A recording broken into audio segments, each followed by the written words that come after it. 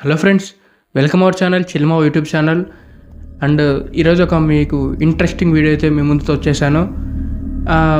ఇటువంటి వీడియో మన ఛానల్లో ఫస్ట్ టైం అయితే ట్రై చేస్తున్నాను. ఈ వీడియో మీకు నచ్చినట్లయితే లైక్ చేయండి, షేర్ చేయండి, సబ్స్క్రైబ్ చేసుకోండి.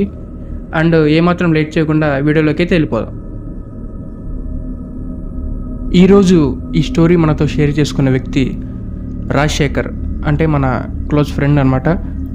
అండ్ నేను ఈ కథకు పెట్టుకున్న పేరు అమరావతిలో ఆత్మ. అమరావతి అనే చిన్న ఊర్లో చాలా ఏళ్ళుగా ఖాళీగా ఉన్న బంగ్లా ఉండేది. ఆ ఊర్లో ఉండే ప్రజలు మాట్లాడుకున్న ప్రకారం ఆ పాడుబడ్డ బంగ్లాలో ఉన్న తండ్రి వాళ్ళ కన్న కూతురిని అతి కిరాతకంగా నరికి చంపాడని ఊర్లో ఉన్న వాళ్ళందరూ అనుకునేవారు. ఒకరోజు ఆ ఊర్లో ఉన్న నలుగురు ఫ్రెండ్స్ అర్ధరాత్రి 12 గంటలకు ఆ కోటలోకి వెళ్ళారు. ఆ నలుగురికి భయం అంటే ఏదో తెలియదు. ఆ ఊర్లో ఉన్న పుకారులు అబద్ధాలని చెప్పేదానికి ఆ బంగ్లాలో వెళ్ళడానికి సాహసించారు.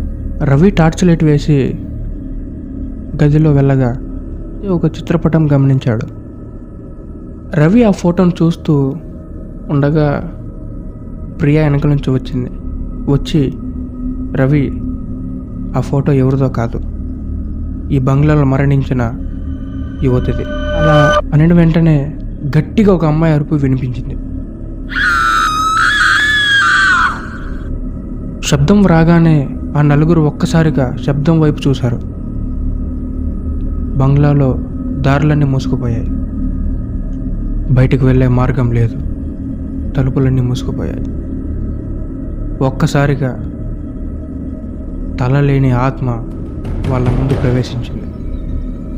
ఆ తలలేని ఆత్మ తన తండ్రిపై పగ తీర్చుకోవాలని ఆ నలుగురిని కోరింది. ఆత్మ చెప్పిన మాటలకు ఆ నలుగురు మనసు కరిగి ఆ ఆత్మ శాంతిపరిచే పూజలు చేయించారు.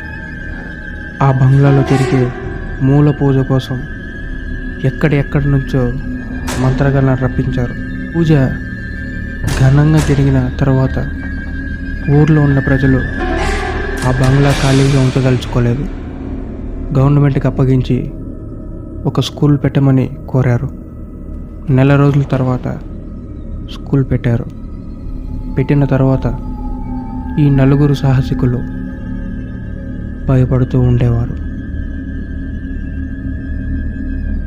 ఈరోజు వీడియో ఇంతే ఫ్రెండ్స్. ఈ వీడియో మీకు నచ్చినట్లయితే లైక్ చేయండి, షేర్ చేయండి, సబ్స్క్రైబ్ చేసుకోండి.